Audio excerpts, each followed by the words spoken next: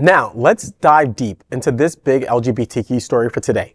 I am Dr. Edward Summers, and let's queer up drag culture. Troubling update on Drag Race star the Vivienne's death.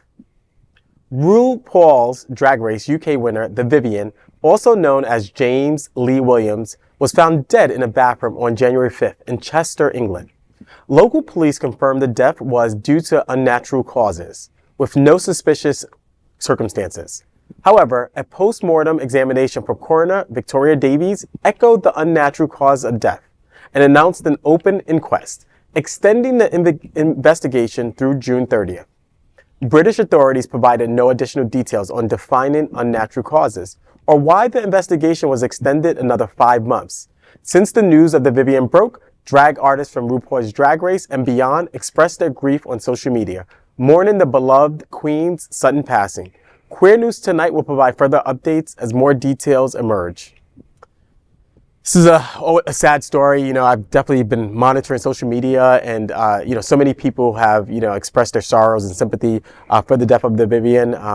It's a tough story, and I hope they figure out what happened here to the Vivienne.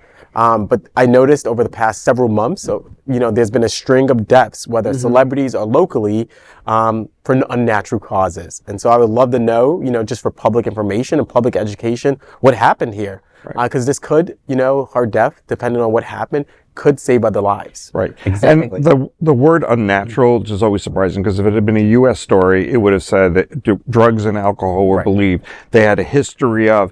The British are just saying unnatural causes, and you wonder, okay, well, that's a big span. What does that mean? Could you narrow it down a little bit, that she was in a culture of something? You don't want to speculate to the negative, but at the same time, leaving everyone hanging, there's an autopsy that was already done. They usually know the next day what happened. That's right. So if there was substance abuse, or there was whatever that unnatural cause, someone electrocuted her in the bathroom with a blow dryer, you won't know that. Well, you make the good point of a lot of unexpected.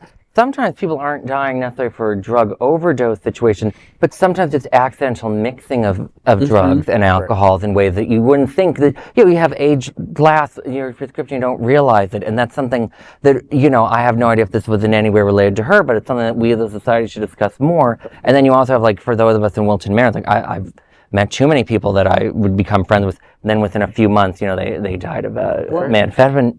Tina youth or something, and there are all different reasons why these things happen, and we need to educate ourselves more. And again, as Dr. Summers said, there's an opportunity there, and certainly if someone's unfortunate passing without judgment can be used to prevent others from passing in the future, why not? It continues their legacy. You can celebrate what they brought. I mean, my biggest heartbreak was when Whitney Houston died. In that whole situation, someone who was very talented. And I think if you let the news out early, you reduce the amount of speculation. That's right. If you wait 6 months, the story just grows, and then no one believes, because of conspiracy theories, that's what she really died of, or he actually died of. So, releasing some information up front to take away that it was a drug related, or take away, there was a vengeful lover that killed him. You know what I mean? Unnatural could be anything. And with RuPaul Drag Race fans, they're kind of crazy. I know they're all going to come for me now.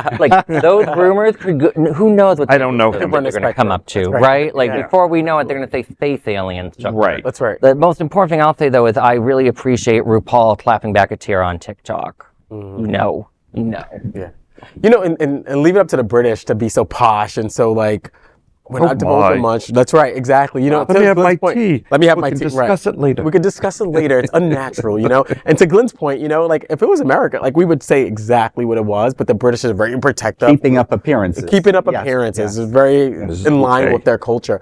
But the bigger picture too here is that I wish, they would release it hopefully before June 30th, because it could prevent so many other potential deaths, right? And we have seen, particularly in our LGBTQ community, lots of different deaths. And so I'll go to, someone who I really loved and adored. It was a bartender down at Palace who passed away at the gym, after leaving the gym is what was reported. And so these mysteries about how people die just leave it unsettled. I was unsettled after this. I'm still unsettled because we don't really know the cause, but who knows, right? The findings could save other people out there, and I think it's really important. Especially in smaller communities. At least here, we see an abundance of this, unfortunately, of unnatural deaths, from overdoses or whatever it might be. And I just think that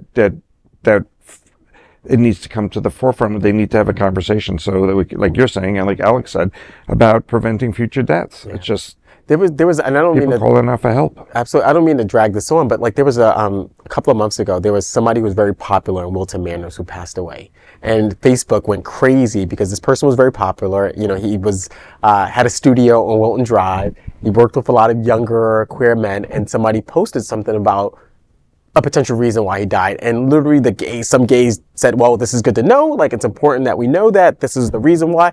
Others attacked and said, well, you shouldn't be putting this information out there. And I'm on the side of, it's better to know. Listen, to your point, Larry, like, it is what it is, right? I did what I did. We know first of all, we know our community. Let's be real. Absolutely. People in our community party, have a good time, use various substances. But I think it's important to know so that we're safe. Because it could be depression. I know somebody really well that, his partner committed suicide.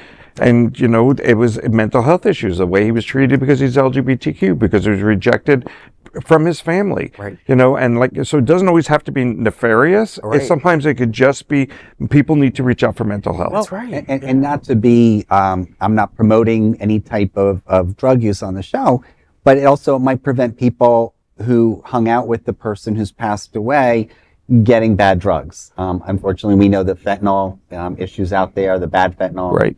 Things like that, so that maybe it stops the cycle. We're not necessarily looking for people to be arrested, but that it stops the vicious cycle of maybe there's a distributor within that clique. One of the things that we do, and I know SunServe does this as well, is that give out fentanyl strips where, we know our communities. We know some people in our community, like to dabble and like to do things. Like, be safe about it. Be smart about it, right? And so just to know. Forgive my ignorance. What's a fentanyl strip? So basically you could test out your drug to see if it has fentanyl. Oh, if it's legit. Okay. Right. So because as we know, everything now has fentanyl. Everything is mixed. There's no true pure substance and going anymore. back, and some of you, I believe, were at the Hollywood Pride. One of the things that made the most impression on me in many years of attending Pride events around the country was that someone gave me a Narcan kit. And I keep it in my car because you never know when you're never know.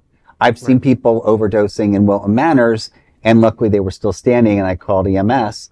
But if you're in a situation, it's there for assisting. And bringing it back to Glenn's point too, it could be that, or it could be something completely different like a mental health. We don't know, but it's better for us to know. And it's not about getting in people's business, but it's about just educating the community so that, we can look after Johnny over there who might have odd behavior, but it's really that he's depressed and he just needs somebody to reach out to him, right? So it's better to know. That is a big LGBTQ story for today. There's no other queer nonprofit media platform like this in the entire world. Support our LGBTQ stories by subscribing and sharing Queer News Tonight.